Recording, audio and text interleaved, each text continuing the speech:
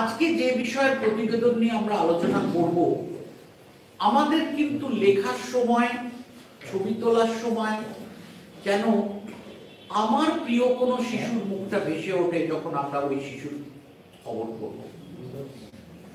আমার প্রিয় শিশুর সঙ্গে না হোক, যদি এরকম হতো তাহলে কি হতো? একটা শিশুর প্রতি সমাজের একজন প্রাপ্তবয়স্ক দায়িত্বশীল নাগরিক হিসেবে এবং সাংবাদিক হিসেবে, দেখুন সাংবাদিক হিসেবে আমাদের সব থেকে বড় দায়িত্ব হচ্ছে ভাই, আমরা যেটা বলি বা লিখি সেটা বহুজনের কাছে পৌঁছে যায়। আজকে কাদের মাধ্যমে পৌঁছয়? সাংবাদিকের মাধ্যমে। বিশিষ্ট ব্যক্তিরা যা বলেন তাদের কথাবার্তা আমরা ধারণ করে আবার সেটা প্রকাশ করি, প্রচার করি, আমাদের মাধ্যমে যায়, বা আমরা সরাসরি যেটা লিখি বা বলি সেটা চলে যায়। সুতরাং আমাদের দায়িত্ব কিন্তু 10 গুণ বেশি, যে আমার কিছু একটা বলা চট করে এত লোকের কাছে চলে যাবে, এবং যেটা সরি এটা ভুল ছিল, আমরা অনেক চাকরিত ত্রুটির জন্য দুঃখিত, আপনি দুঃখ প্রকাশ করবেন, কিন্তু ততক্ষণে ক্ষতি যেটা হওয়ার সেটা হয়ে গেছে, তখন নিজেদের খুব বড় দোষী মনে হবে। এই শিশুরা খবরের একটা এমন বিষয়, আমাদের একটু সংবেদনশীল ভাবে খবরটা করতে হবে। এই দায়িত্বটা আমাদের, আমরাও ধরুন আমার 4 দশক হয়ে গেছে সরাসরি সাংবাদিকতায়, এখনো লেখালেখি করি, মানে রোজের সাংবাদিকতা থেকে অবসর নিয়েছি, কিন্তু আমরা অনেক পরে অনেক কিছু শিখেছি কাজ করতে করতে। আমি কিন্তু এখানে কোনো জ্ঞান দিতে আসিনি বা আপনাদের বক্তৃতা দিতেও আসিনি। আমার কথাটা হচ্ছে যে আজকে সুযোগটা দরকার, মানে কি আছে না আছে আপনাদের সামনে একটু পেশ করা, ফলে আপনারা ইন্টারনেটে এরপরে দেখে নেবেন, মানে একটু নিজেদের সচেতন হওয়া। আমি 4 দশকে এই বিষয়গুলো কিন্তু খুব বেশি দিন ছিল না, এত এসসিপিসিআরও ছিল না, চাইল্ড লাইনও ছিল না, এই দায়িত্ব এইসব কি করা যাবে কি করা যাবে না এত নীতিমালাও ছিল না। এই নতুন জিনিসগুলো আপনাদের সামনে উপস্থাপনা করাটাই আমার কাজ, আমি সেই জন্য এসেছি। তারপরে আপনারা অতিরিক্তভাবে আরো দেখে নেবেন, কোথায় কি আছে না আছে আরো খুঁজে নেবেন এবং কাজ করবেন, সেইটুকু বলার জন্য। আমি এখানে কোনো বক্তৃতা বা জ্ঞান দিতে আসিনি। আমারও এটা ঘাঁটতে ঘাঁটতে, যেহেতু প্রেস ক্লাবের সঙ্গে এই বিষয়ে অমিতাভ বললেন যে আমাদের একটা 4-5 বছরের কাজ চলছে, ফলে আমাদেরও শিখতে হয়েছে, আমরা যেটা শিখেছি জেনেছি সেইটা। তবে এর প্রথম কথাটা ভাই এই যে কয়েকটা কথা, প্রথম হচ্ছে যে শিশুদের সম্বন্ধে খবর করতে গেলে আমার কিছু কিছু জিনিস একটু জেনে নেওয়া দরকার। আজকে সারা পৃথিবীতে এই বিষয়টা এতটা এগিয়ে গেছে যে আমাদেরও এটা জানতে হবে, আমাদের অজানা থাকাটা কোনো কাজের কথা নয়। দেখুন, আমার নিজের ক্লাসমেট আছেন, তিনি একটি মহকুমাতে সাংবাদিকতা করেন, এই তনুশ্রী জানেন। আমার একজন জেলাতে সাংবাদিকতা করেন, এরকমও আমার বন্ধু আছে। আমি সারা জীবন কলকাতায় সাংবাদিকতা করেছি। আমার আবার এমন বন্ধু আছে যিনি দিল্লিতে করেছেন, যিনি রাষ্ট্রসংঘ কভার করেছেন, তিনিও আছেন। কিন্তু কাজটা, যিনি মহকুমাতে আছেন, যিনি জেলায় আছেন, যিনি রাজ্য স্তরে আছেন, যিনি কেন্দ্র স্তরে আছেন, যিনি আন্তর্জাতিক স্তরে আছেন, কাজটা কিন্তু একই। আপনি বর্ধমান পুরসভা কভার করছেন, আমি কলকাতা পুরসভা কভার করছি, এই দুটো তফাৎ। কিন্তু পুরসভার যে অধিবেশন হচ্ছে সেটা কভার করা আপনিও করছেন, আমিও করছি, এই কাজের মধ্যে কিন্তু কোনো তফাৎ নেই। এইটা আমাদের বুঝতে হবে। সাংবাদিকতায় ওখানে আছে বলে যে বিরাট, এই কোন ক্রিকেটারের রান 51 থেকে শুরু হয় না। সচিন সৌরভ খেলতে এলেও তাদের 0 থেকে শুরু হবে, আর আপনি খেলতে গেলেও আপনারটাও 0 থেকে শুরু হবে। ফলে প্রত্যেকের জায়গাটা কিন্তু সমান।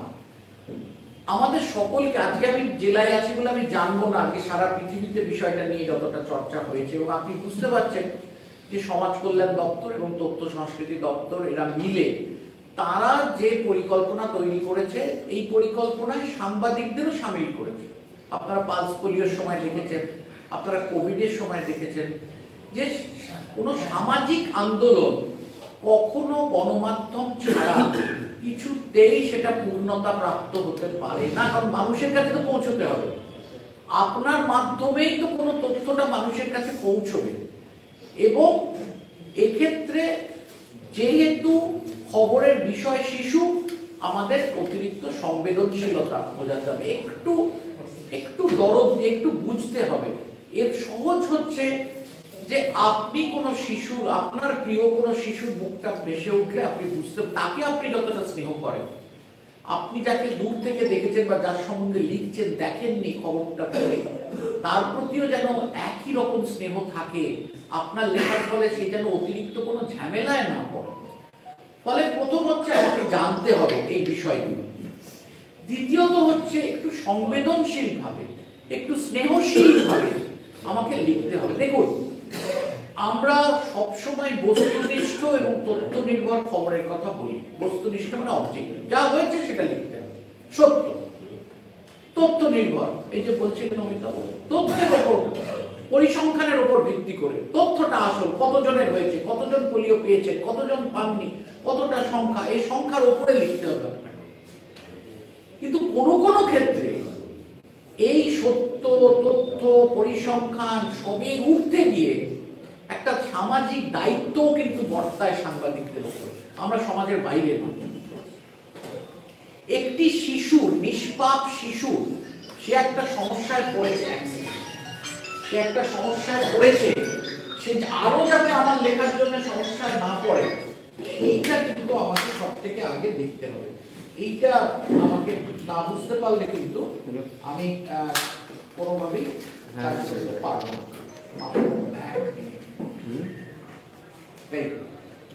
তো এইটা আমাকে সব থেকে আগে বুঝতে হবে যে আমি আমার একটা অতিরিক্ত দায়িত্ব আমার উপরে বর্তাচ্ছে, একটা প্যাশন, স্নেহশীল, দায়িত্ব, সংবেদনশীল, যেভাবেই বলি।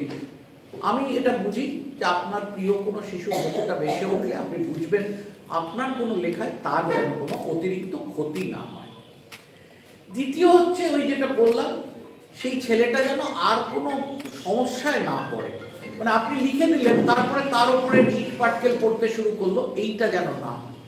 আমি আপনাকে বলছি না যে আপনি সত্য প্রকাশ থেকে বিরত থাকুন, কিন্তু কিছু ক্ষেত্রে আমরা সবাই জানি, আমরা যে দেশে থাকি সেখানে একটি বহু ধর্মীয়, বহু জাতিক, বহু ভাষা, বহু গোষ্ঠীর দেশ। আমাদের অনেক দায়িত্বপূর্ণভাবে কিছু খবর করতে হয় যখন গোষ্ঠীদ্বন্দ্ব হয়। সুতরাং এই ক্ষেত্রেও, শিশুদের ক্ষেত্রেও আমাকে সেই অতিরিক্ত দায়িত্বটা, সমাজের প্রতি দায়িত্বটা, আগামী প্রজন্মের প্রতি দায়িত্বটা, ওই নিষ্পাপ শিশুর প্রতি দায়িত্বটা কিন্তু আপনাকে রাখতেই হবে। এই তার কল্যাণটা আপনার কাছে বড় কথা, ইন্টারেস্ট অফ দ্য চাইল্ড এবং রেসপন্সিবল, দায়িত্বপূর্ণ সাংবাদিকতা, এইগুলো আমাদের একটু খেয়াল রাখতে হবে। দ্বিতীয়ত হচ্ছে, একটি শিশুকে তুলে দিলাম, লিখে দিলাম, এই খেলাফেলা করার জায়গায় নেই। আমি একজন প্রৌঢ় পূর্ণবয়স্ক ব্যক্তিকে যতটা শ্রদ্ধা দেখাবো, নিশ্চয়ই আমি গিয়ে বাচ্চাটাকে নমস্কার ভাই কেমন আছো এটা বলতে যাবো, কিন্তু তা আমার কাজের মধ্যে দিয়ে তার প্রতি, সে শিশু হলেও তার প্রতি যেন একটা সম্মান থাকে, তার অস্তিত্বটা যেন আমি স্বীকার করি একজন মানুষ হিসেবে। এইটা সব থেকে বড় কথা, তার ডিগনিটিটা, তারও মাথা উঁচু করে বেঁচে থাকার একটা জায়গা আছে। আজকে আপনারা জানেন লিঙ্গ পরিবর্তন, সমলিঙ্গ, অন্তরা, এইসব নানা রকম জটিল বিষয় হয় যেগুলো আগে এতটা বাইরে আসতো না। এই জাতীয় জিনিসগুলো লিখতে গেলেও তাকে, এই যে আমরা বলি স্টিগমাটাইজ করা, তাকে কোনোভাবে একটা দিয়ে আপনি বলে দিলেন অমুক, তার মানে তার ওপরে একটা আঘাত, তার মানসিকভাবে, তা দেখুন আপনি তো তার কোনো উপকার করতে পারছেন না। কার কেন হয় এগুলো সমস্ত চিকিৎসাগত ব্যাপার, শারীরিক ব্যাপার, মানসিক ব্যাপার। ফলে একটু তার প্রতি যত্নবান হওয়া, এটা একটু বড় জিনিস। এবং কোন ক্ষেত্রে তার গোপনীয়তা, প্রাইভেসিটা রাখতে হবে। প্রাইভেসি রাখার কারণ হচ্ছে যে না হলে সে একবার চিহ্নিত হয়ে গেলে তার উপরে কিন্তু অতিরিক্তভাবে আঘাত আসতে পারে। এইটা একটা খুব বড় জিনিস। আর তাকে একটু প্রোটেকশন দিতে হবে, একটু তার দিকটা ভেবে, তার ভালোটা ভেবে আমায় খবর করতে হবে। যেহেতু শিশু, এই জন্য সারা পৃথিবীতে এটা স্বীকৃত হয়েছে, এটা আমার কথা নয়, ইউনিসেফ এবং পেশাগত যারা শিশুদের জন্য সারা পৃথিবীতে কাজ করে, রাষ্ট্রসংঘ সংস্থা এবং ইন্টারন্যাশনাল ফেডারেশন অফ জার্নালিস্ট, তারা সাংবাদিকদের সংস্থা, NCPCR national commission for protection of child rights, SCPCR আমাদের স্টেটের West Bengal commission for protection of child rights, তারা সকলেই এই ব্যাপারে কাজ করেছে। এবং এছাড়া তাদের বিভিন্ন ধরনের, আমি তার এগুলো বলে দেবো, আপনারা দেখে নিতে পারেন, সেখান থেকে আপনারা এগুলো দেখতে পাবেন।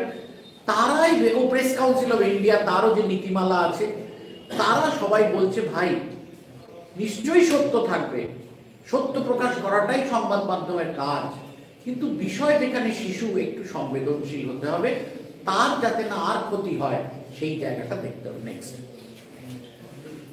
এই not disclosure of identity, even know proxy disclosure, মানে ধরুন আমি এমন ভাবে বললাম বর্ধমান শহরের উত্তর দক্ষিণ প্রান্তে একটি মিশনারি স্কুল, মিশনারি বালিকা বিদ্যালয়, তার মানে তো সে বুঝেই যাবে হয়তো ওই জায়গায় একটাই কনভেন্ট আছে, একটাই মেয়েদের কনভেন্ট আছে, এইরকমও বলা যাবে না। বা অমুক পাড়ার অমুক জায়গাকে প্রক্সি ডিসক্লোজার বলে, যে যাকে আপনি কোনোভাবে এই ডিসক্লোজারে চলে আসবে না, নাম তো দেয়া যাবে না, পরিচয় দেয়া যাবে না, ছবি হলে তার চেহারা দেয়া যাবে না, কিন্তু এমন কিছু ইঙ্গিত করা যাবে না যাতে সে এটা বোঝা যায়। Protecting rights of the children, এর বিভিন্ন আইন আছে, যে আইনগুলো আমরা আপনাদের সামনে জাস্ট আপনাদের জানার জন্য আমরা বলবো। বোঝার কথা ওই প্রথম কথাটাই, একটু সংবেদনশীল ভাবে, দায়িত্বপূর্ণ হবে। বাকি যা বলছি সেগুলো বিভিন্ন জিনিস আছে, এটা বলতে গেলে সেই জিনিসগুলো বলতে হয়। এই আজকে যে জলবায়ু পরিবর্তন, এর ফলেও কিন্তু বাচ্চাদের ওপরে একটা সম্পূর্ণ সমস্যা হচ্ছে। আপনারা দেখবেন যে দক্ষিণ 24 পরগনা সুন্দরবনে যে ভূমিক্ষয় হচ্ছে, যে আস্তে আস্তে সে গ্রাম চলে যাচ্ছে, এবং তার ফলে এক জায়গা থেকে মানুষ পরিযায়ী হয়ে যাচ্ছে অন্য জায়গায়, একটা পরিবার উঠে চলে আসছে, ফলে বাচ্চাটারও ক্ষতি হচ্ছে। এই নতুন নতুন সমস্যাগুলো আমাদের সামনে আসছে। এর অনেক লিগাল প্রভিশনস আছে, যেগুলো শুভ্র বলবেন, আমি তার মধ্যে যাচ্ছি না। বিশেষ করে যে অ্যাক্ট, এইটা আইনটা আপনাদের একটু জেনে রাখা দরকার। এবং এজ অফ জুভেনাইলের মেন্টাল এজ এবং আসল এজ, এই যে একটা আলোচনা, এই জিনিসগুলো আজকে আমরা না জানলে না আমরা সঠিকভাবে খবর করতে পারবো না। পক্সো আইনটাও জানতে হবে, যদিও পক্সো আইনের অপব্যবহার নিয়েও অনেক কথা টথা হয়, সেগুলো তো আছেই। কি কি লেজিসলেশনস আছে চাইল্ডদের জন্য করা যাবে না, সেগুলো আমরা একবার ছুঁয়ে যাব। অনেক প্রিন্সিপলস এন্ড গাইডলাইন্স আছে, সেই জায়গাগুলো। ইনফর্ম কনসেন্ট, যে কথা দিয়ে শুরু হলো, কোনো হোমে বা কোথাও হলে বা দপ্তরে ইনফর্ম কনসেন্ট নেওয়া যাবে, কিন্তু সবসময় যেগুলো জেনারেল ছবি, যেগুলো ইতিবাচক বা ভালো, সেইগুলোতে সবসময় নেওয়া হয় না, কারণ আমাদের তার বিরুদ্ধে কেউ নোটিশও দেয় না। কিন্তু যেগুলো খুব এমন বিষয় যেটা তাদের নিরাপত্তা জড়িত, তার ব্যক্তিগত অধিকার জড়িত, সেই ক্ষেত্রগুলোতে দরকার হলে কিন্তু আপনাকে নোটিশ খেয়ে যেতে হতে পারে। এবং এই রিপোর্টিং অন চিলড্রেনের কি কি করা উচিত না উচিত সেইগুলো নিয়ে আসবো। এবং এই সিসিএল আর সিএনসিপি, এটা শুভ্র আপনি নিশ্চয়ই বলবেন, ফলে আমি এটার মধ্যে যাচ্ছি না। যাদের গাইডলাইন্স গুলো আলোচনা করব তাদের কথা বললাম।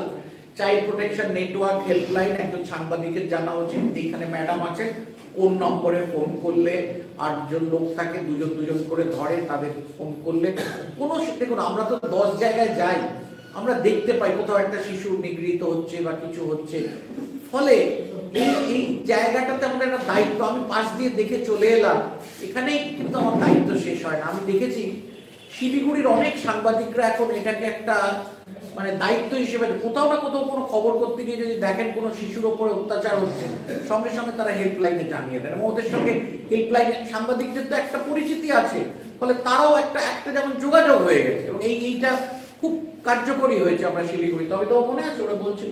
নেক্সট দেখুন, এর একটা ইতিহাস আছে। শিশুদের যে একটা আলাদা অধিকার, যেমন মানবাধিকার, আজকে আমি মানুষ বলে এই পৃথিবীতে যে দেশেই জন্মাই না কেন, আমার কতগুলো অধিকার আছে, সেটা মানবাধিকার বলা হয়। যেমন আমাদের দেশেও মানবাধিকার মান্যতা দেওয়া হয়, সংবিধানে দেওয়া হয়, মানবাধিকার কমিশন দেখে কেন্দ্র স্তরে, রাজ্য স্তরে। সেরকম 1924 সালে লিগ অফ নেশনস, যেটা রাষ্ট্রসংঘেরও আগে ছিল, তারা প্রথম এই শিশুদেরও যে অধিকার আছে একটা আলাদা করে, সে যে একটা অমুকের ছেলে বা অমুকের মেয়ে, কোলের ছেলে কোলের মেয়ে নয়, সে জন্মানোর পর থেকে তারও কিছু যে আলাদা অধিকার আছে, বেঁচে থাকার অধিকার, খাবার অধিকার, শিক্ষার অধিকার, এই যে অধিকার, সে যে জন্মেছে মানে শুধু সে তার বাবা মা দায়বদ্ধ তা নয়, সে কিন্তু তার রাষ্ট্র কিন্তু তার প্রতি দায়বদ্ধ। এটা 1924 সালে আসে। তারপর 1948-এ আপনারা জানেন universal declaration of human rights, মানবাধিকারের যে সনদ, আন্তর্জাতিক সনদ, তাতেও শিশুদের অধিকারটা বলা হয়। এবং declaration of rights of child, ওই 1924-এর ডিক্লারেশনটা 1959-এ আবার সেটাকে পরিবর্তিত এবং পরিবর্ধিত করা হয়।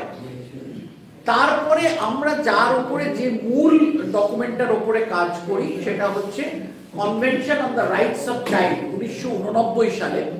আমার মনে আছে আমি তখন এই পেশায় এসেছি, মানে বেশ কিছুদিনই হয়ে গেছে চলে এসেছি, তখন এটা স্বাক্ষরিত হয় এবং ভারত কিন্তু এটাকে র্যাটিফাই করে, মানে যখন এটা তৈরি হয় তাতে স্বাক্ষর করে, সম্মতি দেয়, এবং তারপর আমি এটা পালন করব বলে অঙ্গীকারবদ্ধ হয়, সেটা 1990 সাল নাগাদ বোধহয়, পরে ওটা র্যাটিফাই করে। This treaty establish comprehensive child rights. এই চারটে বিষয়, হেলথ, নিউট্রিশন, শেল্টার, বেঁচে থাকার অধিকার, তাকে কোনো অত্যাচারিত হওয়ার, আমি বাচ্চাটাকে দিয়ে বিনা পয়সায় কাজ করাচ্ছি, ঘর পোছাচ্ছি, এই করছি, এই জাতীয় আমি তার উপরে করতে পারি না। তাকে যে মানে তাকে অত্যাচার করার, সে অত্যাচারিত হতে পারবে না, সে রাষ্ট্রই তাকে প্রোটেক্ট করবে। এবং freedom of expression and association, তার এমন হতে পারে যে তার কোনো পরিকল্পনা কি হবে সে নিজেই তৈরি হবে। আপনি লক্ষ্য করেছেন আজকে অ্যান্টি র্যাগিং কমিটি, কোনো জায়গায় আইকিউএসি দেখবেন, ইন্টারনাল কোয়ালিটি কন্ট্রোল কমিটি যে কলেজগুলোয় আছে, সব জায়গায় ছাত্ররাও কিন্তু মেম্বার। ছাত্র সংসদের যে সাধারণ সম্পাদক হোক বা অন্য কোনো প্রতিনিধি হোক, তারা মেম্বার। ফলে তারা নিজেরটা বলবে। ইন্ডিয়া র্যাটিফাই করে 1992 সালে, যে হ্যাঁ আবার 89-এর চুক্তি, তাতে সম্মতি দিয়েছিল স্বাক্ষর, এবং হ্যাঁ আমি এটা মানবো বলে অঙ্গীকার করে 1992 সালে। তারপরে আমাদের জাতীয় কমিশন এবং রাজ্য কমিশন নেক্সট উঠে আসে। দেখুন এর মধ্যে অনেকগুলো আইন আছে, এগুলোর মধ্যে আমাদের যাওয়ার দরকার নেই। বেঙ্গল রেগুলেশন অ্যাক্ট, এটা চাইল্ড লেবারকে প্রথম ফ্যাক্টরিতে রেস্ট্রিক্ট করে 1804 সালে, কবেকার পুরনো ব্রিটিশ আমলের আইন। এইটা শুভ্র বলবেন, অনেক আইন আছে, অনেক আইন সাবজুম হয়ে গেছে। Age of consent act, age legal marriageable age from girls from 10 to 12 years, 1891 সালে। এখন কিন্তু ন্যূনতম বয়স পাল্টে গেছে। এবং স্বাধীনতার পর কিছু কিছু সংবিধানের শিশুর অধিকার নির্দিষ্ট করা হয়, কিছু কিছু আইন করে হয়, এবং কিছু কিছু মামলার রায়ে সুপ্রিম কোর্ট বা হাইকোর্ট এমন নির্দেশ দেন যার ফলে শিশুর অধিকারটা নিশ্চিত করা হয়। নেক্সট, এর কনস্টিটিউশনাল যে সাংবিধানিক প্রভিশন আছে তার মধ্যে আর্টিকেল 14, যেটাতে আমরা বলি ইকুয়ালিটি, সমতা, সমস্ত নাগরিক আইনের চোখে সমান। Article 15(3) allow special provision for children and women, তাদের আলাদা করে, আপনারা যেহেতু পিছিয়ে পড়া শারীরিকভাবে, তাদের বয়স কম, সুতরাং তাদের জন্য কিছু অতিরিক্ত ব্যবস্থা আছে। Article 21(a) right to free and compulsory education, এটা 86 অ্যামেন্ডমেন্টে এসেছে। RTE যেটাকে হয়েছে, right to education. Article 24 prohibits child labour in hazardous industries, এর ইন্ডাস্ট্রি পিছু আপনার বয়স আছে, কোথাও 18-র নিচে করা যাবে না, কোথাও 14-র নিচে করা যাবে না, 14টা হচ্ছে ম্যাক্সিমাম। হ্যাজার্ডাস আছে, এমনি আছে, এবং এটা একটা খুব জটিল বিষয় চাইল্ড লেবার। এর মধ্যে আসতে গেলে কিন্তু অনেক কিছু বলতে হবে, আমি এর মধ্যে এক্ষুনি আসছি। তাছাড়া আমাদের যে ডাইরেক্টিভ প্রিন্সিপলস আছে, স্টেট পলিসিস, সংবিধানের যে মূল বিষয়টা, ধারাটা, তার আর্টিকেল 39(e) এবং 39(f) protection for economic exploitation, মানে আপনি তাকে দিয়ে কাজ করিয়ে পয়সা দিলেন না, খেতে দিচ্ছেন শুধু। Right two healthy and dignified childhood, একটা শিশুর যে শৈশব, সে খেলাধুলা করবে, তার চিকিৎসার ব্যবস্থা থাকবে, সে এসে খেলে একটা শিশু সুলভ ভাবে সে বাঁচবে, এইটা কিন্তু ভারতীয় সংবিধানে স্বীকৃত। নেক্সট, এবং দেখুন child labour prohibition and regulation act 1986, ওই যা বললাম 14 বছর এখন আছে। JJ act, juvenile justice act, এইটা শুভ্র বলবেন, এইটা কিন্তু আমাদের সাংবাদিকদের আজকে, কারণ প্রচুর মামলায় দেখবেন পক্সো এবং জেজে অ্যাক্টে পড়ছে। এই নির্ভয়া মামলাটার পরে জেজে অ্যাক্টটা খুব বেশি গুরুত্বপূর্ণ হয়ে ওঠে। ফার্মা কমিশনের একটা বিরাট ভূমিকা ছিল। RTE এখন সবাই প্রত্যেকে বিদ্যালয়ে শিক্ষা পাবেন এটা সর্বশিক্ষা নিশ্চিত করা হয়েছে, কি হচ্ছে সেটা পরের কথা। পক্সো অ্যাক্ট, এটা আমরা জানি, তার সুবিধে অসুবিধে আছে। Prohibition of child marriage act prevents child marriage and protects young girls from exploitation. এটাও কিন্তু একটা বিরাট জগৎ। আপনারা যত সাংবাদিকতার গভীরে যাবেন, আমি ভাই খুব বেশি যে জানতাম এটা তা নয়, আমরা শহরে সাংবাদিকতা করেছি, তাও আমার একটু গ্রামের দিকে যাতায়াত করার ইচ্ছে থাকে। এর মতো জটিল জিনিস আমি আজ অব্দি বুঝতে পারিনি। কেন চাইল্ড ম্যারেজ হয় এটা নিয়ে বলতে গেলে আমি দেখেছি বা বুঝেছি অনেকক্ষণ বলতে হবে, কিন্তু কোথাও কোথাও সাংবাদিক হিসেবে আমাদের একটা অতিরিক্ত দায়িত্ব বর্তায়, আমরা সমাজের বাইরে নয়। এইরকম একটা দায়িত্ব কিন্তু শিশু বাল্য বিবাহ বন্ধ করার জন্য আমাদের লেখা, আমাদের সবকিছু, এবং এটা কিন্তু খুব সামগ্রিকভাবে করতে হবে। আপনি একটা খবর পেলেন, ভিডিওকে বললেন, ভিডিও ওসিকে নিয়ে চলে গেল, বিয়েটা আটকে গেল, বরকে লাঠি পেটা করে তাড়া দিল, সে তারা বরযাত্রীর কাঁচা তুলে দৌড় মারলো, এইটাতে কিন্তু এর সমাধান হয় না।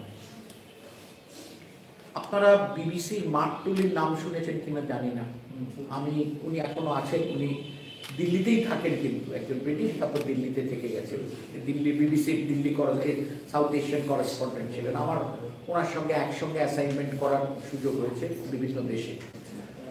ওর একটা বই আছে, no full stops in India, তাতে উনি লিখছেন আমরা যারা সাংবাদিক তারা বড় কোনো ঘটনা কভার করার পরে, সে দুর্ঘটনা হোক বা কোনো ঘটনা হোক বা প্রাকৃতিক বিপর্যয় হোক বা কোনো মানুষের দ্বারা কোনো অত্যাচার হোক, যাই হোক, সেটাকে ভালো করে কভার করার পরে যখন ফিরে আসি, তখন যারা ওইতে নিগৃহীত হয়েছে, আক্রান্ত হয়েছে, তাদের সব কথা আমরা ভুলে যাই। আমাদের মনে আসে শুধু একটাই কথা, আজ আমার স্টোরিটা ফার্স্ট লিড হবে, কেমন স্টোরি পেয়েছি, আজ আমার ফার্স্ট লিড হবে। এটার থেকে আমিও মুক্ত না, আমি দেখেছি যে তো আমার একদম মিলে যাচ্ছে। মানে গাইসার ট্রেন দুর্ঘটনা কভার করার মতো আমার দুর্ভাগ্য হয়েছিল, সে দৃশ্য না দেখলে বিশ্বাস করা যায়। কিন্তু আমি ফিরছি যখন একটাই কথা, ও এখন তো দুদিন আমার ফার্স্ট লিড কেউ আটকাতে পারবে না, এতজন মানুষ মারা গেছে। কিন্তু এইবার আমার চিন্তাধারাটা পাল্টাতে হবে যে আমাদেরও সমাজে কিছুটা দায়িত্ব আছে বাল্য বিবাহ রোধ করার পক্ষে। দেখুন, তা নইলে সোশ্যাল ওয়েলফেয়ার এবং তথ্য সংস্কৃতি একসঙ্গে আপনাদের ডাকতো না, আপনারা আসতেন না। মিনিমাম দায়িত্ববোধ আপনাদের আছে বলেই আপনারা এসেছেন, যে একটা দেখা যাক না নতুন জিনিস, কি জিনিস আমাকে তো জানতে হবে। আজকে তো দেখুন, আজকে তো ইন্টারনেট ছাড়া বাঁচবো না। আমি যখন এই পেশায় এসেছিলাম তখন যে আমাকে দাঁড়িয়ে দাঁড়িয়ে সঙ্গে সঙ্গে হোয়াটসঅ্যাপে খবর করতে হবে বা মোবাইলে ছবি তুলে আমাকে সঙ্গে সঙ্গে পাঠাতে হবে, এই পাঠশালায় তো আমি পড়িনি, কিন্তু আমাকে তখন করতে হয়, মোবাইলেই লিখতে হয়। কি করবো বলুন, বসে থেকে সুন্দর করে এক কাপ চা খেয়ে একবার লিখে 3 বার প্যাডটা ছিঁড়ে সেই জিনিস চলে গেছে, উপায়। ফলে এই যে নতুন দায়িত্ব আসছে, সামাজিক দায়িত্ব, আমরা সমাজের বাইরে নয়। আমরা নিশ্চয়ই যা যা নেতিবাচক জিনিস হচ্ছে, দুর্নীতি হচ্ছে, যা কিছু হচ্ছে, সে পর্দাফাশ করার দায়িত্ব আমাদের আছে, কিন্তু সেই সঙ্গে কিছু সামাজিক দায়িত্ব আছে।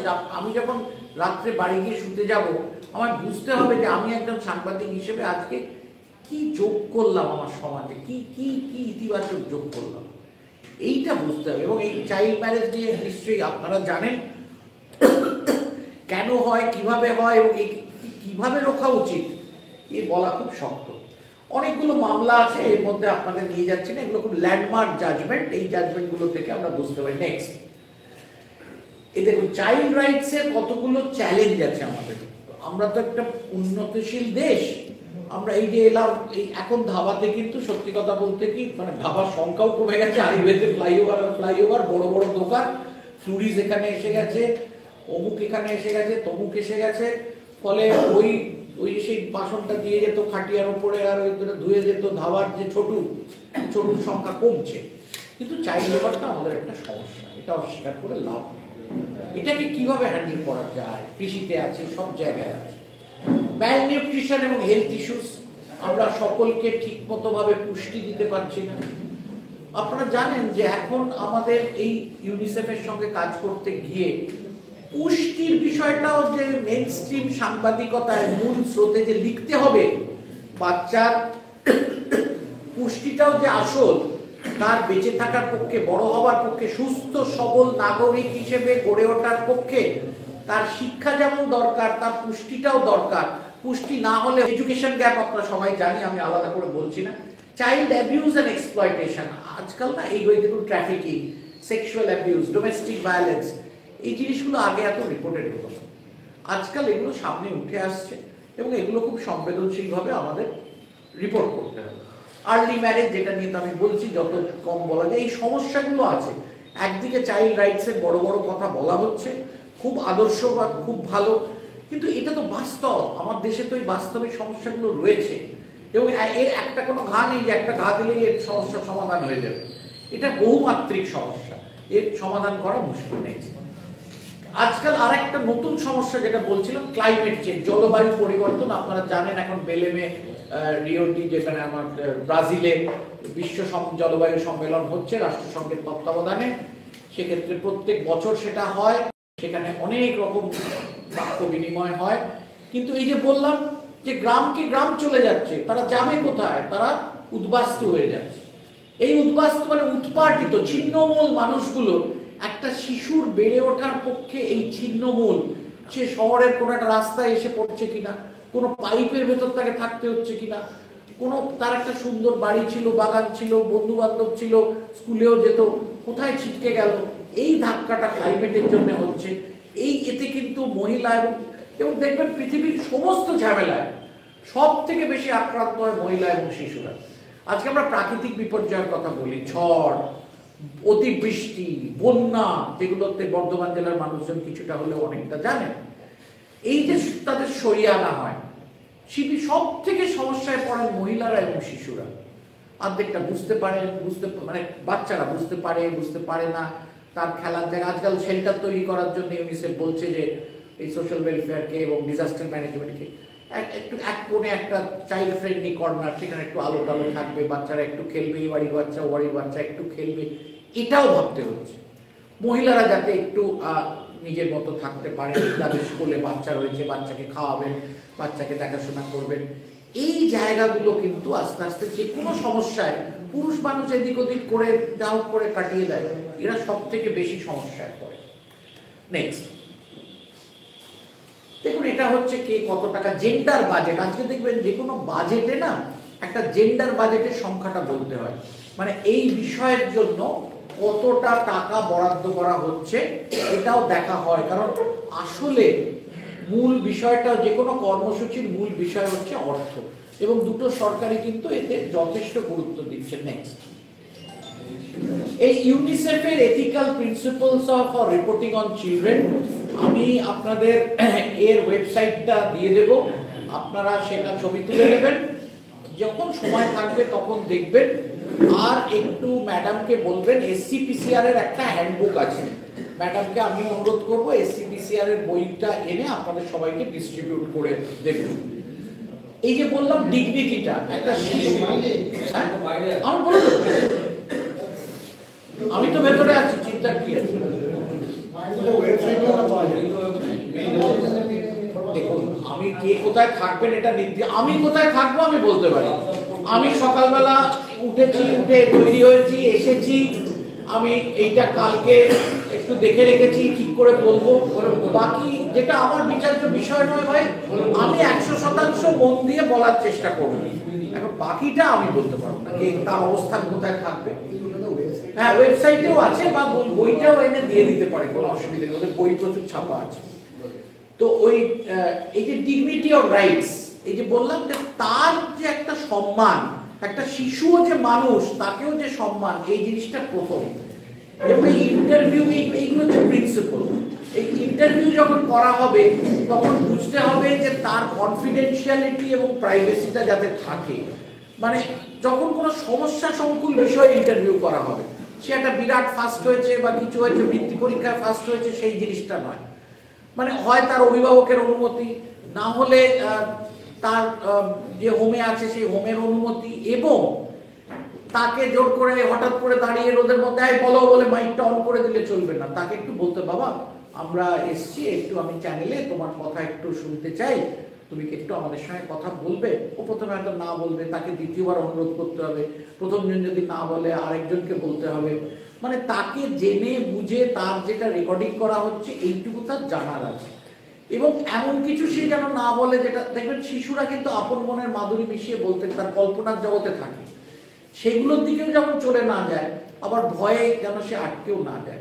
ফলে তাকে একটা কমফর্ট লেভেল আমরা বলি, যে হঠাৎ চারটে আলো জ্বলে গেল টেলিভিশনের, তা না, ঝপ করে আমাদের তো হচ্ছে ঝপ করে তোমার এই হয়েছে, সবাই যাওয়া করে চলো চলো চলো চলো। এই জায়গাটা থেকে বাচ্চাদের একটুখানি স্বস্তি দিতে হবে, তার একটা কমফর্ট লেভেল থাকা দরকার। তার আমি যেভাবেই স্টোরিটা করব, চাইল্ডের ইন্টারেস্টটা, আমি বলছি না যে ওদের হয়ে, আমরা কখনো সাংবাদিকরা বলি না যে সরকারের হয়ে লিখতে হবে কি বিরোধীদের হয়ে লিখতে হবে, যা ঘটনা তাই। এর যদি অর্ধেকটা ভর্তি থাকে আপনি অর্ধেকটা ভর্তি লিখবেন, অর্ধেকটা খালি থাকলে অর্ধেকটা খালি লিখবেন, যেটা আপনার দেখে মনে হবে সেটা দুটোই এক মানে হলেও আমরা এইভাবেই খবর করা মনে করি। কিন্তু এই ক্ষেত্রে সব সময় একটা জিনিস মনে রাখতে হবে, যেটা দিয়ে আমি বলা শুরু করেছিলাম, যে শিশুর দিকটা কিন্তু আমাদের দেখতে হবে।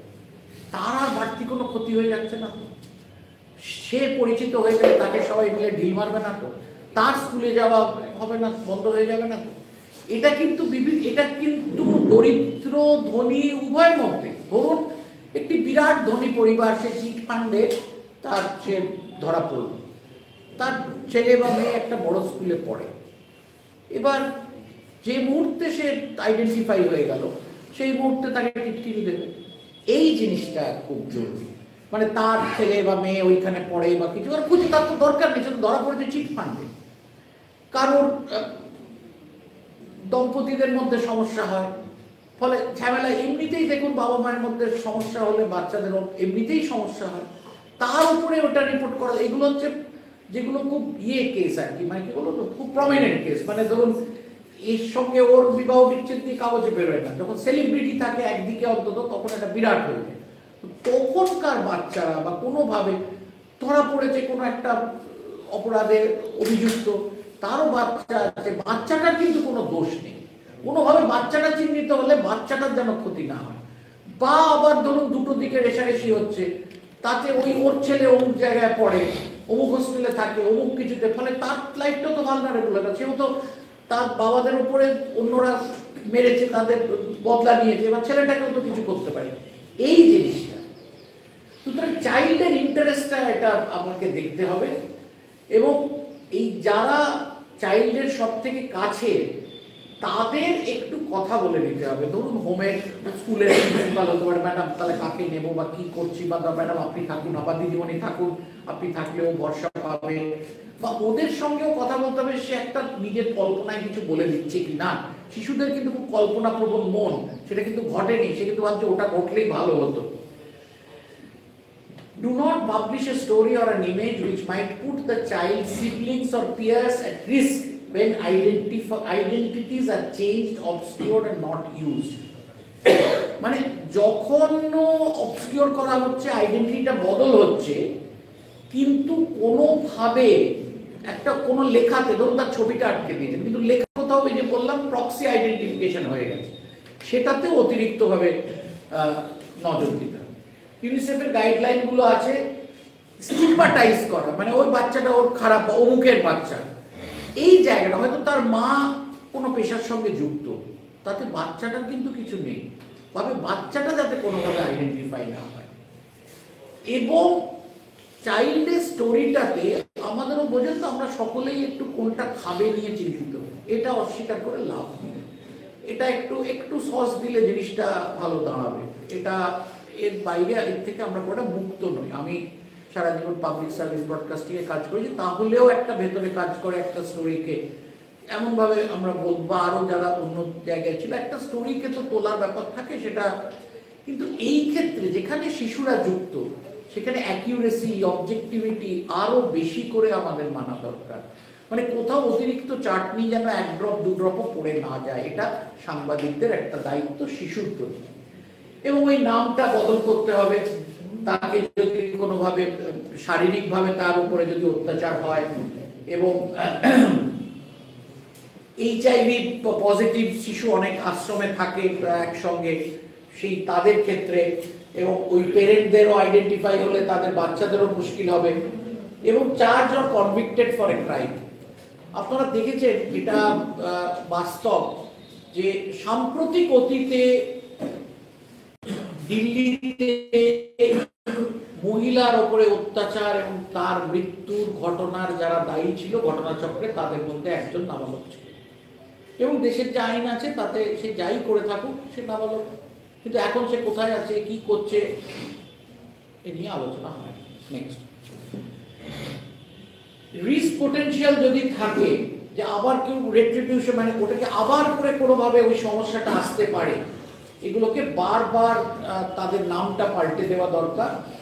এবং কোনো দুটো দেশের মধ্যে যদি হয় কেউ আশ্রয় খুঁজছে বা কিছু সেরকম যদি তাদের কোলে শিশু থাকে, এটা আমাদের দেশে অতটা হয় না শরণার্থীর ক্ষেত্রে, কিন্তু বিদেশে অনেক জায়গা আছে।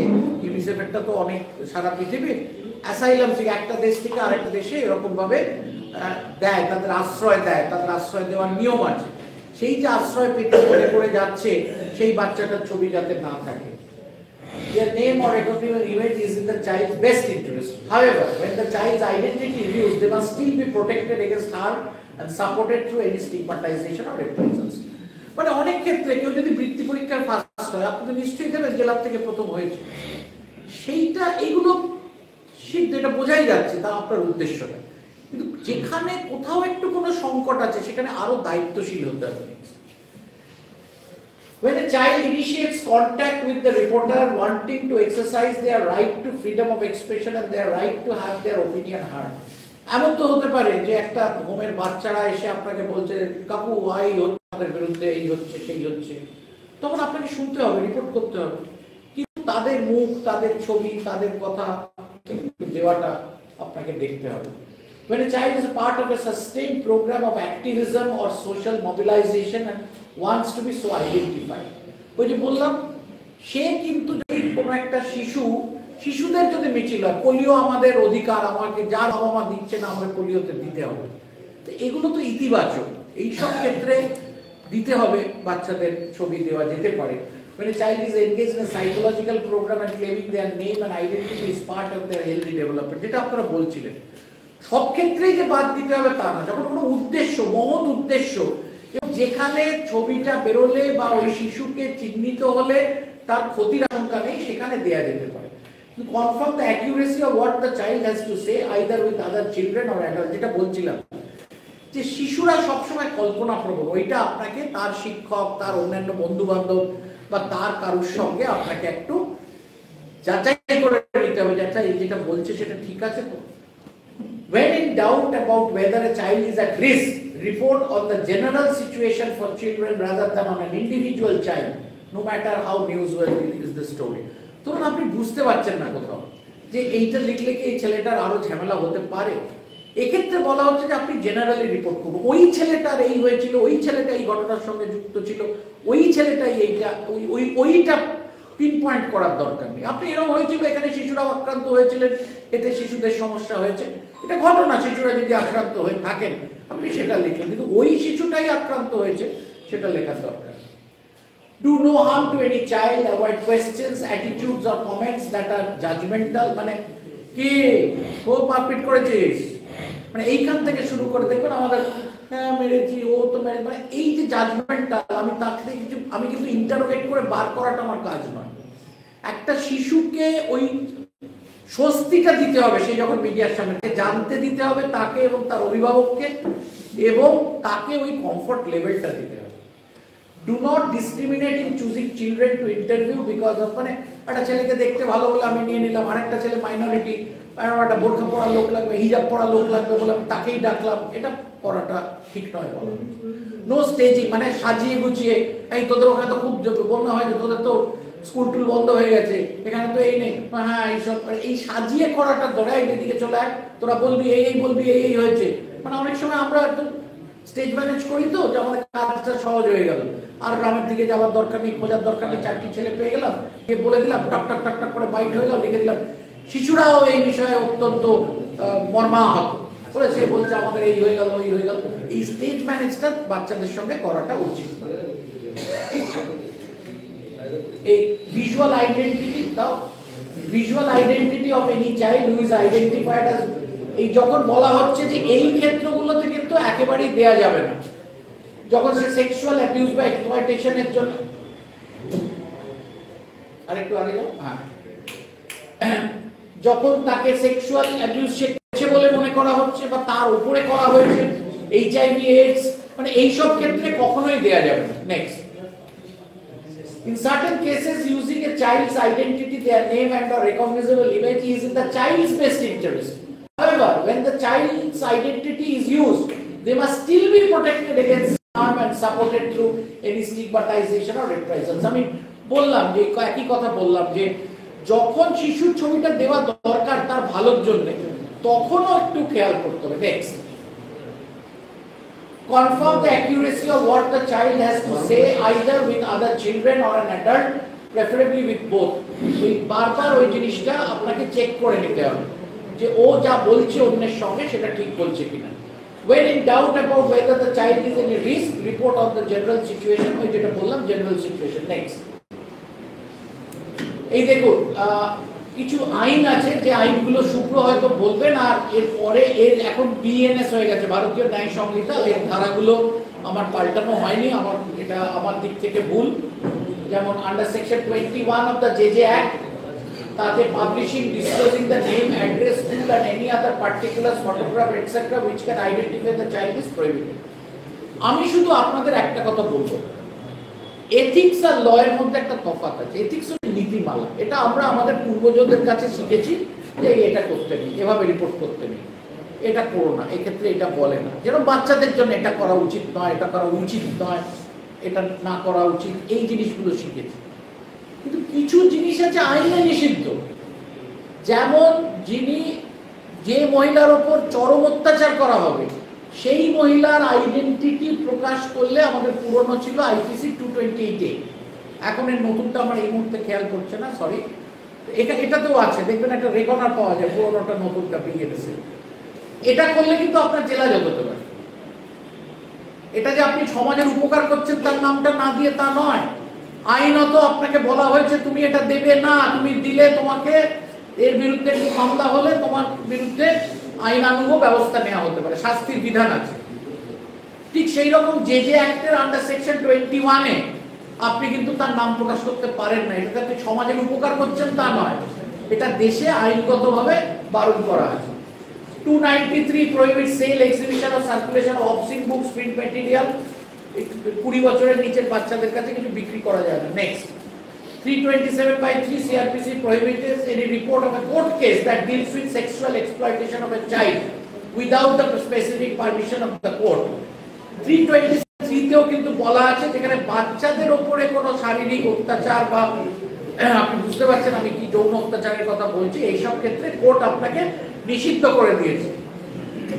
এই কথা আমাদের বেশি করে খেয়াল রাখতে হবে, কারণ এইটা যদি আমার হাত দিয়ে গলে যায় তাহলে কিন্তু আমি ফেঁসে যাব, আমার বিরুদ্ধে আদালত ব্যবস্থা নিতে পারে।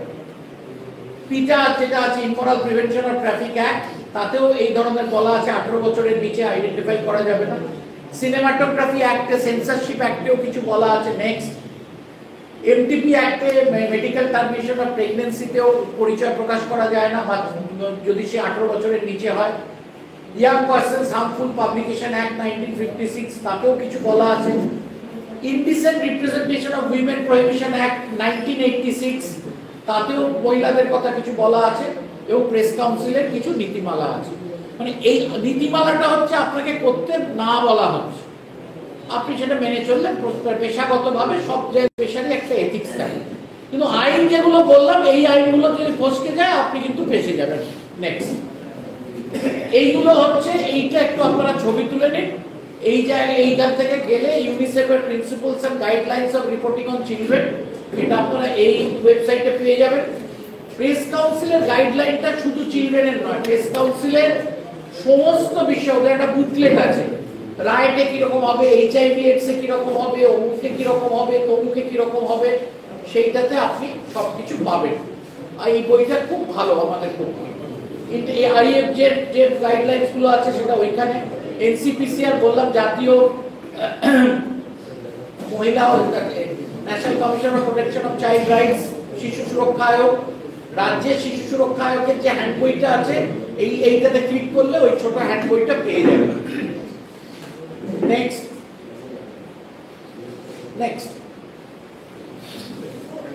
একটা প্রশ্ন, বাচ্চারা স্কুলের ছাত্ররা তারা পথ অবরোধ করছে স্কুলে যাওয়ার জন্য, তারা পথ অবরোধ করছে, টায়ার জ্বালাচ্ছে, তারা বিক্ষোভ দেখাচ্ছে, সেই ছবি এবং সেই বক্তব্য তাদের নেওয়া যাবে কি? দেখুন, এগুলো বছরে একবার হয়, এগুলোতে তো কোনো মানে আইনগত সমস্যা নেই। আবার আপনি লং শটে দিলেন, আপনাদের কি ওই বাচ্চাটাই যে করছে সেটা তো বড় কথা নয়, লং শটে নিলেন, বাচ্চা বোঝা যাচ্ছে বাচ্চারা করছে।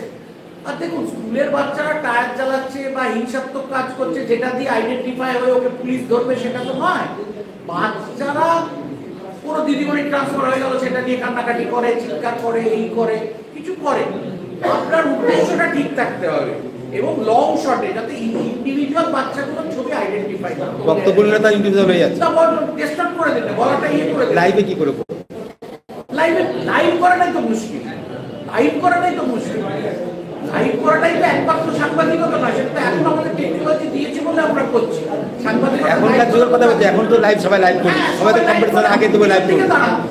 আপনি পেছন দিকে দাঁড়ান বা এমন ভাবে দাঁড়ান যে তার মুখে একটা তোয়ালে বা কিছু চাপা দিয়ে দিন, গলাটা এবার লাইভে আপনি কাটতে পারবেন কিনা জানি না।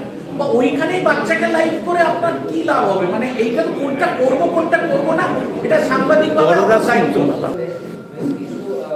ব্লাইন্ড একাডেমি এরকম কিছু সংস্থা আছে বা কিছু এনজিও কিছু আছে, সেখানে মূলত বাচ্চাদের নিয়ে কাজকর্মগুলো হয়। তো সেখানে তো খবরগুলো মোটামুটি আমরা করি এবং তারা ডেকে করে খবরগুলো করায়। তো সেটা তো পজিটিভ মোটামুটি খবর বলা যেতেই পারে। আর বিশেষ করে চাইল্ডদের নিয়েই প্রোগ্রামগুলো হয়, সেই ছবিগুলো দেখানো যেতে পারে না, সেটা দেখানো যেতে পারে। দেখুন, একটা খুব সুন্দর প্রশ্ন করেছেন। ধরুন বড়দিনে এই কার্যের কেটে বাচ্চা কাচ্চারা সব আনন্দ করছে, বেলুন মোড়াচ্ছে, এই করছে, এবার আপনি একটা হঠাৎ করে ছবি তুলছেন। এই কি প্রত্যেকটা বাচ্চাকে কি আমরা অনুমতি নিই? দেখুন, কাগজে কলমে যে নীতিমালায় বলা হয় যে আমাদের বাচ্চার অভিভাবকদের থেকে আমরা একটা ছবি তুলছি, কিন্তু জিজ্ঞেস করে নিতে হয়।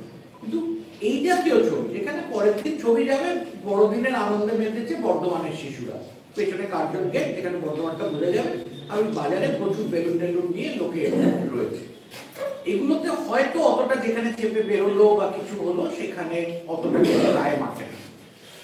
কমে আপনাকে চিঠি দিয়েছে, ধরুন ওই ব্রেলের কিছু একটা উদ্বোধন হবে, বা ওই 23রা ডিসেম্বর হচ্ছে যারা বিশেষভাবে সক্ষম মানুষ তাদের জন্য যে দিন বছরের নির্দিষ্ট, তো সেই দিনটা পালন হবে, সেখানে হয়তো জেলার আধিকারিকরাও যাবেন, আরো অনেকে যাবেন। আপনাকে তারা নিমন্ত্রণ করেছে, নিমন্ত্রণ ইমেলটা আছে বা চিঠিটা আছে, সেখানে তো আপনাকে একটা অনুষ্ঠানের মধ্যে ছবি, বা তারা ধরুন গান গাইছে বা তারা করছে, এক্ষেত্রে হয়তো যেহেতু আপনাকে তারাই এটাকে মিডিয়াটাকে তারা অ্যালাউ করেছে বা কিছু, এক্ষেত্রে হয়তো দরকার নেই। এখন কেউ যদি বলেন এটা হচ্ছে, ধরুন কেউ যদি বিবিসি এই স্টোরিটা করে, বিবিসি কিন্তু পরে ওদের কাছ থেকে একটা লিখিয়ে নিয়ে যাবে যে তোমরা আমায় ডেকেছিলে এবং যে ছবি তোলা হয়েছে তাতে আমি দেখেছি এবং তাতে তোমাদের কোনো আপত্তি নেই। কিন্তু সবসময় আমাদের কাজের ক্ষেত্রে এটা করা হয় না। কিন্তু এটা তো ভালো দিক গেল, ইতিবাচক। দেখুন, অনেক হোম চলে, ভাগ্যিস চলে বলেই তো ছেলেপুলেরা একটু থাকতে পারছে জীবনে, একটু অন্তত মোটামুটি একটা মানে মানব জীবনের যে ন্যূনতম তার যে সুখ স্বাচ্ছন্দ্য যেটা পাচ্ছে জীবনে, তো অনেক কিছুই তারা হারিয়েছে। তো তাতেও কোনো ত্রুটি টুটি হয়ে যেতে পারে। এখন সেইগুলো যখন কভার করছে, ধরুন দুটো ছেলেকে মারপিট করেছে, সেটা নিয়ে কেটে গেছে, পুলিশ কেস হয়েছে, অমুক হয়েছে, তমুক হয়েছে, তখন কিন্তু আপনাকে নামটা উল্লেখ করা এবং ছবিগুলোকে ব্লার করা, দেখুন আপনাকে তো বর্ধমানটা বলতে হবে। বর্ধমানের একটি মানে যারা ওই ভিজুয়ালি ইম্পায়ার্ড বলে আর কি, মানে দৃষ্টির দিক থেকে যারা বিশেষভাবে সক্ষম, তাদের এইসব শব্দ প্রয়োগগুলো কিন্তু আজকাল আবার খুব মানে দেখবেন, যেটা বিশেষ করে বলা হয়, এটা ম্যাডামরা আরো ভালো বলবেন বা শুভ্র বলতে পারবে, এই ভিকটিম শব্দটা আমাদের চট করে চলে আসে, খুব দরদ দিয়ে আমরা লিখতে যাই ভিকটিম। ভিকটিম শব্দটা ব্যবহার করা হয় না, সেরকম কতগুলো বিষয় আছে। আমরা কিছু নীতিমালা আপনাদের সামনে রাখার চেষ্টা করব, যেগুলোতে আপনারা দেখতে পাবেন। কিন্তু সেক্ষেত্রে আপনাকে একটু সাবধানতা বেশি নিতে হবে। যখন সেটা খবরের মতো খবর হয়ে যায়, খবর হিসেবে খবরটা আপনাকে করতেও হবে, কিন্তু আবার এমন না হয় যাতে ওই ছেলেটা ধরুন যে রোজ ওই হোমে থাকে কিন্তু বাইরে স্কুলে যায়, তাকে এবার সবাই ধরে ঠেঙাতে লাগলো, তুই অমুককে ঠেঙিয়েছিস, অমুককে, মানে এইভাবে যাতে না হয়, তার উপরে যাতে কোনো অতিরিক্ত আঘাত না আসে, সেইটা দেখতে হবে।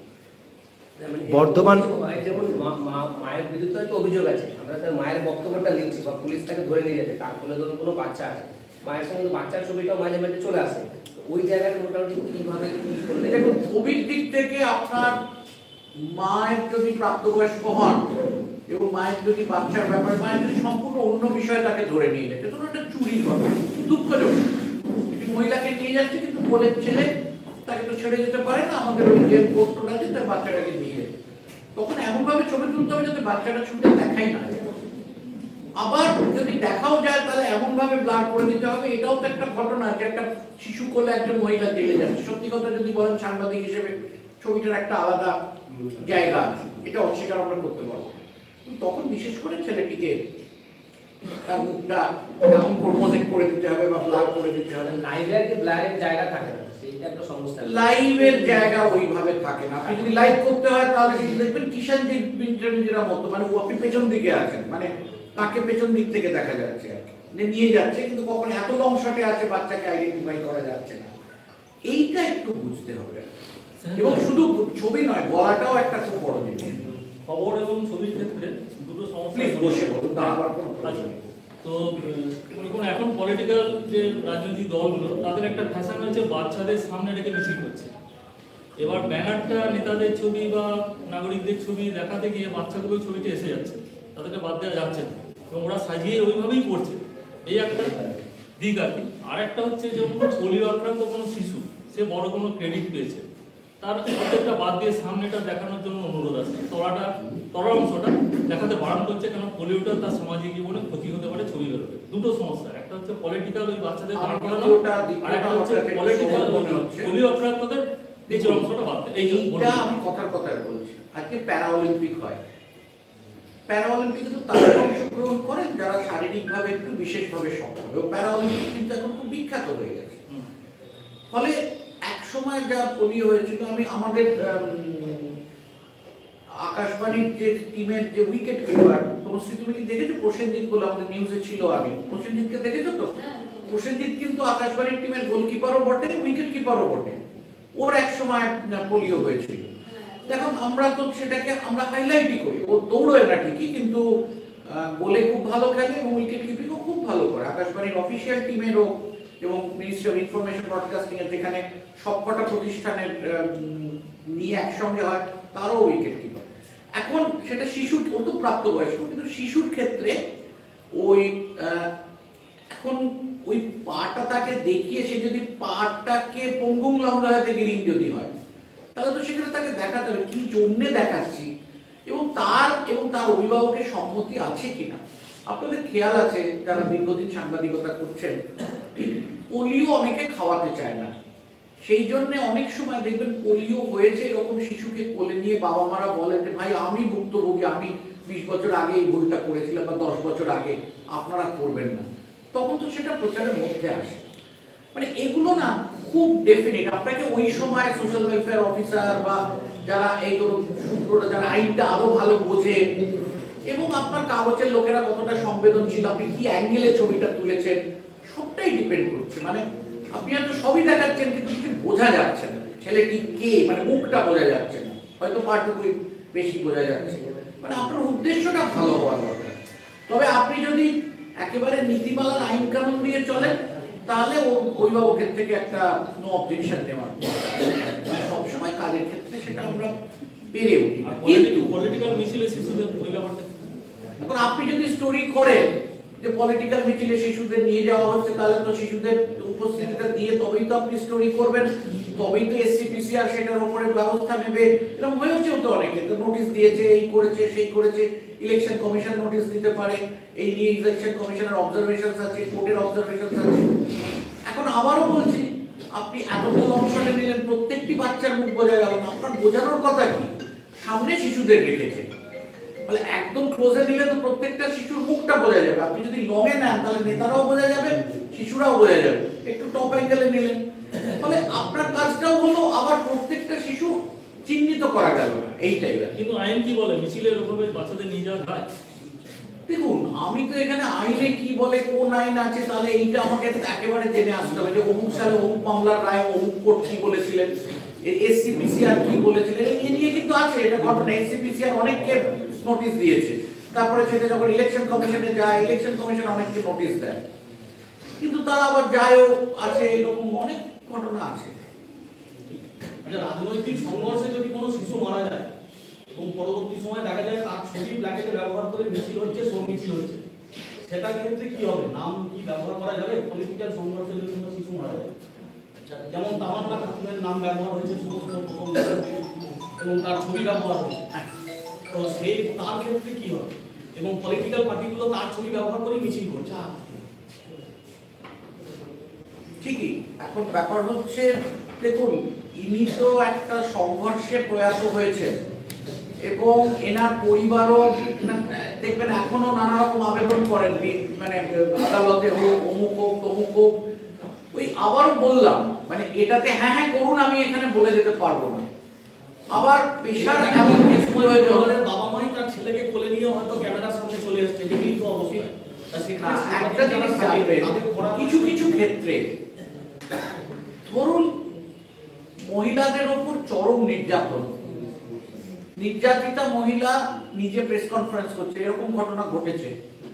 যার উপরে চরম অত্যাচার হয়েছে তিনি কিন্তু নিজে বেরিয়ে এসে প্রেস কনফারেন্স করছেন, সেইটা আপনি দেখাতে পারবেন না, কারণ উনি করছেন, উনি স্বেচ্ছায়। কিন্তু আপনি দেখালে কিন্তু আপনি, আমাদের এই শুভ্র হয়তো নতুন আইনটা বলে দেবে, আমাদের 228A অফ আইপিসি, যেটাতে আমরা মানে মহিলাদের উপর চরম আঘাত, আপনি বুঝতে পারছেন আমি ধর্ষণের কথা বলছি, কোনো ধর্ষণ যার উপরে হয়েছে বলে মামলা চলছে তার ছবি দেখানো যায় না, তার নামও বলা যায় না। আপনি লক্ষ্য করেছেন যে এই নির্ভয়া, এই অভয়া কেসে একবার কলকাতার মানুষ তখনকার পুলিশ কমিশনার নাম বলে ফেলায় তার বিরুদ্ধে মামলা হয়েছে, এটা করা যায় না কখনো। এবং দেখবেন আদালতেও যখন রায় বেরোয় তখনও সেটা বলা যায়। আচ্ছা, আমি কিছু প্রশ্ন করলাম, এবার আমি আমার যা কিছু বলার একটু বলে নিই, তারপরে আবার একটা পয়েন্ট প্লিজ। আমাদের যেহেতু শিরোনামটা হচ্ছে WhatsApp on child protection issues, আমরা যদি ডার্ক সেক্টর নামকে আমরা আগে বলেছিলাম, এবার ধরি যে কোনো একটা পজিটিভ সাইনিং মোটিভেশন আছে, মানে একটি বাচ্চা আন্ডার এস্টিমেট ছিল, 4 বা 5 বছর বয়সে একটা ডিজিজ ছিল, সেখান থেকে তারপর একটা খুব ভালো সাইনিং এর জায়গা গেল, এটা একটা মোটিভেশন আছে। তাহলে তার যে একটা প্রবলেম ছিল বা কিছু, সেখান থেকে যে সে আবার এই জায়গাটা ঠিক আছে, একটা সমাজের ক্ষেত্রে বা ওর বন্ধু বান্ধবদের ক্ষেত্রে একটা মোটিভেশন আছে, কিন্তু কোনো ডিজিজ বা কোনো ফটো সেই জায়গাগুলোকে ব্যাকটাকে আমরা দরজা বাইরে চলে যেত, তাহলে আমাকে দরজা বাইরে চলে যেত। দেখুন, আপনার উদ্দেশ্যটা বড় কথা। আমি কথা বলছি যে পালস পোলিও যখন প্রত্যেক, এখন তো প্রতি রবি বা মাঝে মাঝেই হয়, যখন একটা ফেজে শুরু হয় দেখবেন বিশিষ্ট লোকেরা, হয়তো এই জ্যোতিবাবুর আমল থেকে মুখ্যমন্ত্রী খাওয়াচ্ছেন পালস পোলিও, এখনকার মুখ্যমন্ত্রীও খাইয়েছেন, তারপর জেলা শাসকরা খাওয়ান, সভাধিপতিরা। এই ছবিগুলো তো বাচ্চারাই খায়, পোলিও তো বড়রা খায় না, তো এই ছবি তো দিতেই হবে। এখানে তো কোনো মানে নেতিবাচক কিছু নেই। আবার যেটা সাকসেস স্টোরি, যেটা অ্যাচিভ করছেন, সেই ক্ষেত্রে বললাম কি অ্যাঙ্গেলে দেবেন, কিভাবে দেবেন, কি উদ্দেশ্যে দেবেন।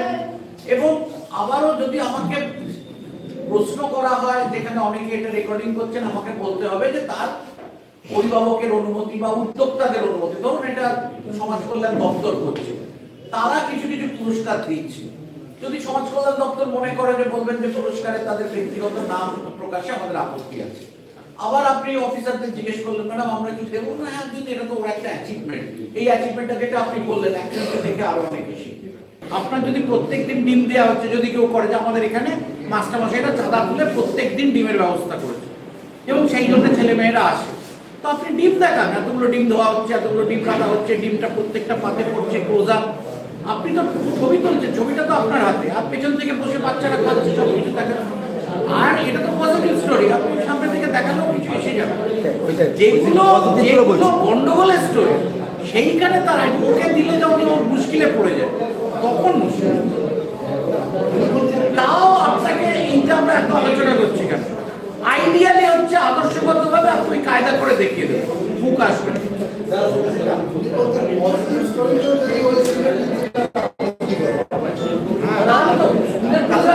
ঢুকবেন কি করে? আপনারা জোর করে গেট ক্র্যাশ করবেন।